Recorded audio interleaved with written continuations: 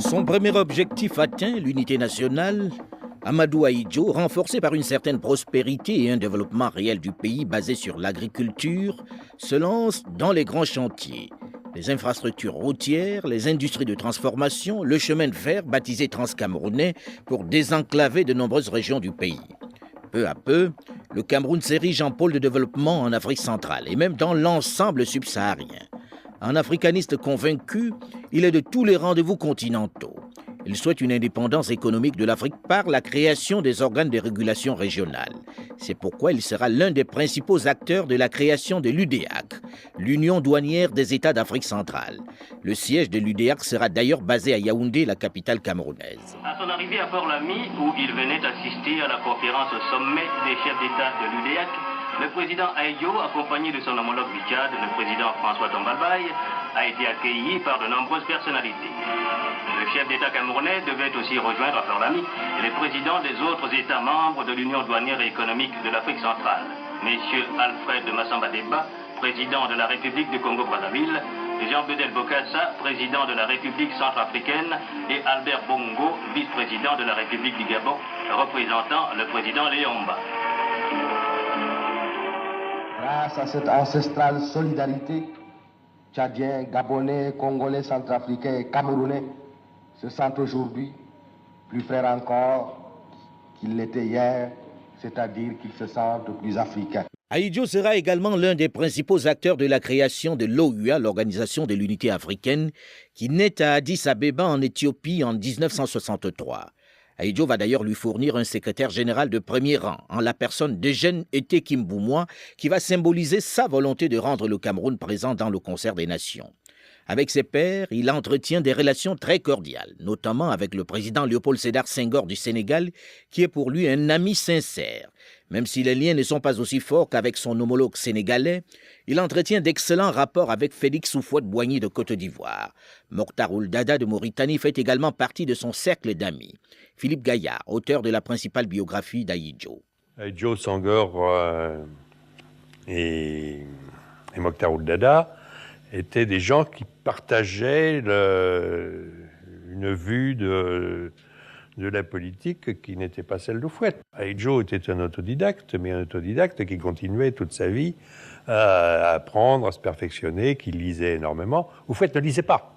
Houphouët, à partir du moment, je crois, où il a fermé son premier bouquin en sortant de l'école de médecine, il n'a plus ouvert un bouquin de sa vie, et même pas des journaux. Il avait des conseillers qui lui faisaient des revues de presse orales, mais il ne lisait pas. Le cercle d'amis du président Ahidjo, malgré son attitude réservée, est assez large. Il faut dire que sur le plan international, il jouit d'un très grand respect. Il entretient une diplomatie particulièrement active. Le Cameroun est présent à tous les grands rendez-vous. Il maintient d'ailleurs des rapports et des échanges avec les pays des différents blocs idéologiques qui divisent le monde à cette époque. Ahidjo est accueilli à Washington par le président John Fitzgerald Kennedy en 1963, quelques mois seulement avant l'assassinat du président américain. Monsieur le Président, au nom du peuple américain, je vous souhaite la bienvenue aux États-Unis, dans cette capitale. Nous, qui vivons à des milliers de kilomètres de votre pays, qui possédons une histoire différente, séparée comme nous le sommes dans le temps et l'espace, tous, je pense, nous sommes impressionnés par les efforts que vous avez personnellement déployés et que votre peuple a accomplis en vue d'ériger un pays fort et une économie durable. Monsieur le Président, nous sommes fiers que vous soyez notre invité.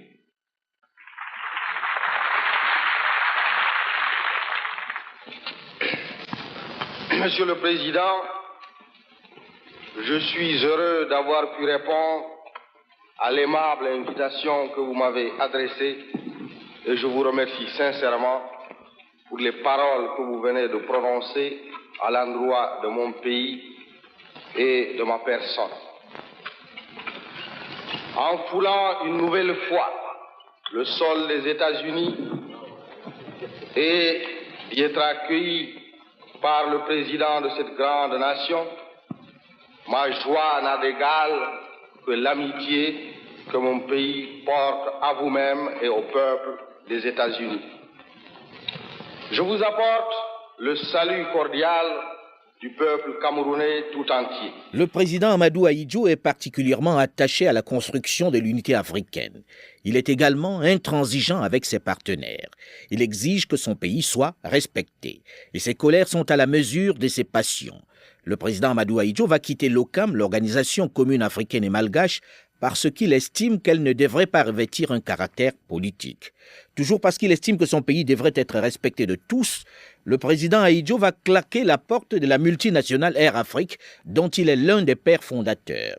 Samuel Eboa, son secrétaire général, était celui en charge de ce dossier. Il y a eu d'abord le fait que, à l'époque, deux pays se partageaient, n'est-ce pas, les principales responsabilités au sein de cette société.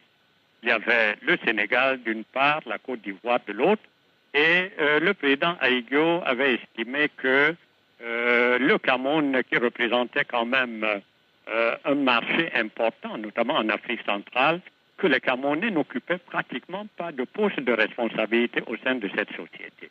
Comme le président Ahidjo était un homme très fier, nationaliste, qui aimait son pays, il a estimé que le Cameroun avait les moyens de créer sa compagnie à lui, et c'est ce qu'il a fait. Germaine Ahidjo, la femme du président. Quand il a créé Cameroun Airlines, il y a eu un conflit avec Cheikh Fall. Ahidjo avait estimé que cette année-là, on lui avait promis que ce serait un Camerounais qui serait à la tête de Air Afrique.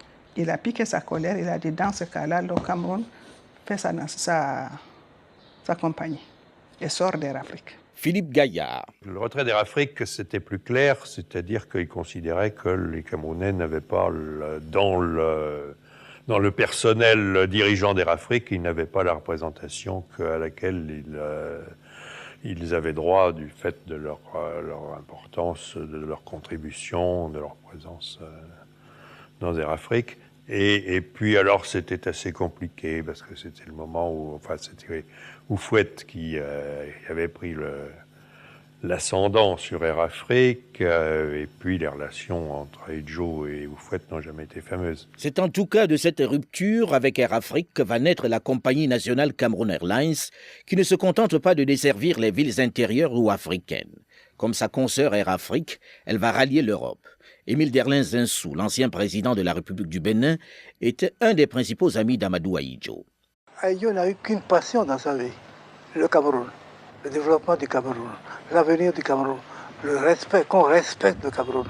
Et il y tenait beaucoup. Au milieu des années 1970, le Cameroun traverse une période relativement prospère.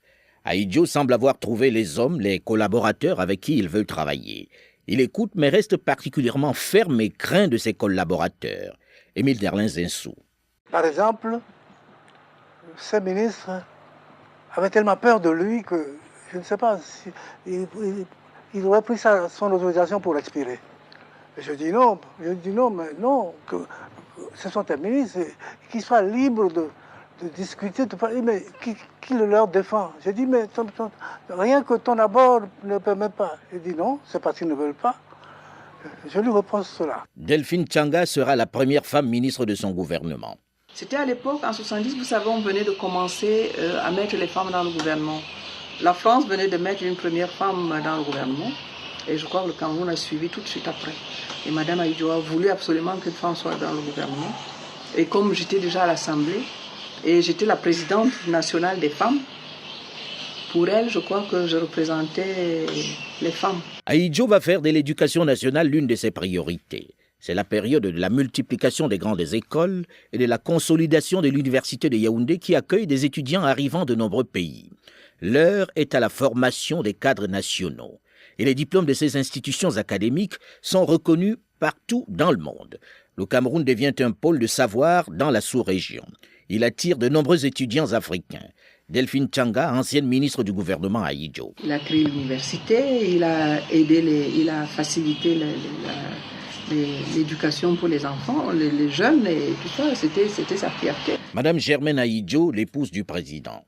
Mes enfants ont fait l'école publique au Cameroun, depuis le primaire jusqu'au bac. Et après, elle a fait l'école supérieure, enfin le CUS au Cameroun. Il avait confiance dans ses universités. pourquoi créer des universités, pourquoi créer des machins pour mettre ses enfants à l'écart? Donc, il n'avait pas confiance dans ces universités. Si lui, président, il ne faisait pas confiance dans ces universités, alors qui allait les faire confiance?